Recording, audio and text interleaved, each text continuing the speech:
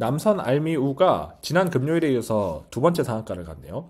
이 종목이 유통주식수도 작고 우선주이기 때문에 굉장히 탄력적으로 움직이고 있습니다. 이낙연 관련주가 부국철강도 있고 범양건영도 있고 주연테크도 있고 많은 기업들이 있는데 그중에서 남선 알미우가 제일 급등하고 있는 건 맞거든요. 하지만 이 종목을 매매하시려고 하시는 분은 꼭 알아두셔야 될 게 있어요. 바로 단일가 매매입니다. 단일가 매매라는 게 뭐냐면 단기가열 완화 장치가 걸리면은 30분마다 한 번씩 체결되는 거를 보셨을 거예요. 그게 단일가 매매거든요. 30분 동안 동시효과를 운영한 다음에 그 체결가를 정해지면 한 번 딱 체결하고 그리고 또 30분 동시효과 들어가서 또 한 번 체결하고 30분마다 한 번씩만 거래가 되는 겁니다. 단일가가 무슨 상관이냐, 그냥 잘 오르기만 하면 되는 거 아니냐 이렇게 생각하실 수도 있는데 오를 때 진짜 잘 오릅니다. 굉장히 가볍게. 생각보다 더 큰 수익을 주기도 하죠. 하지만 내릴 때가 문제예요. 내릴 때도 마찬가지로 굉장히 급하게 변동할 수 있거든요. 내가 마이너스 5% 내려가면 손절하는 사람이라고 쳐보죠. 그런데 마이너스 5% 내려와서 손절을 하려고 하면 지금 바로 체결되는 게 아니기 때문에 주문을 내놓으면 체결이 안 될 수도 있습니다. 그보다 더 밑으로 떨어져서요.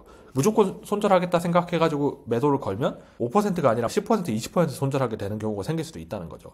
그래서 단일가 매매 상태일 때는 이런 거를 꼭 염두에 두고 이런 리스크를 감당할 수 있는지를 생각하셔가지고 매매를 하시는 게 좋습니다. 남선 알미우가 움직이는 이유가 이낙연 전 대표가 신당을 창당하려고 했던 움직임 때문이잖아요. 지난 금요일에도 신당 창당할 것을 사실상 시사를 했는데 주말에도 계속 뉴스가 나오더라고요. 이준석 전 대표도 신당을 만들려고 하고 있는 중이니까 연대를 위한 회동 가능성도 얘기를 했었습니다. 신당을 창당하는 게 약간 트렌드가 된 것 같아요. 여당하고 야당, 거대 양당이 약간 지지를 잃은 상황이기 때문에 그런 부분도 작용하지 않을까 싶습니다. 이낙연 전 대표가 무소속의 이상민 의원하고 만날 거라고 하는데 이거는 교섭단체 신당을 하기 위한 거거든요. 교섭단체라는 거는 국회에서 20명 이상 현직 의원이 있어야만 교섭단체로 인정받고 그 이하면 비교섭단체입니다. 그 교섭단체가 되면 뭐가 좋으냐면은 의사 일정이나 이런 것들 있잖아요. 이런 것들을 정할 때 교섭단체끼리만 모여가지고 합의로 정하는 겁니다. 비교섭단체들은